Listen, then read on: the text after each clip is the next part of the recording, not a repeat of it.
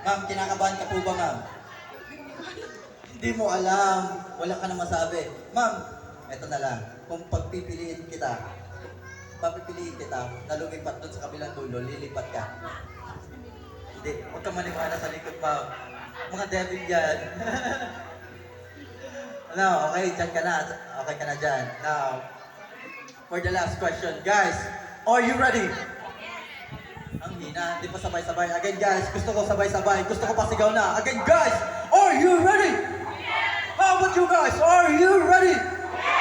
Super ready now all the way from the South East Asia. Tiny.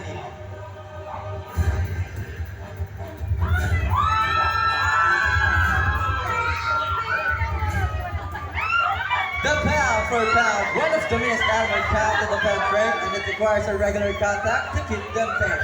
The second of the largest snake in the world, and it could reach up to 30 to 30 feet in length, and it could weigh up to 200 to 300 pounds. Ang galing. Hi ma'am, happy morning ma'am. What's your name ma'am? Lara. Ano po ma'am? Ma'am Lara, taga saan po si ma'am Lara? Sa Dasma. Dasma, ma'am. Sabi ko lumipat ka, ba't hindi ka lumipat ma'am? Mali yata ang desisyon mo ma'am. Pero ma'am, relax ka lang dyan. Nandito po si Kuya Kiel, i-guide ka niya. Hi ma'am, happy morning and welcome to the Best National Encounter Show. Ma'am, what is your name? Luna. And where from? Las Vegas, America. Okay. Nice to meet you and welcome to Tagaytay Residency. Now ma'am, just relax. Keep enjoying the show. Because we are going to switch hands because we're here and then goes there.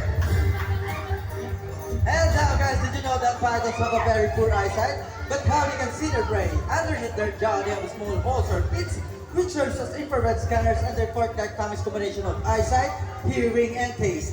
And now guys, let's give a round of applause for Tiny the Burmese Python and of course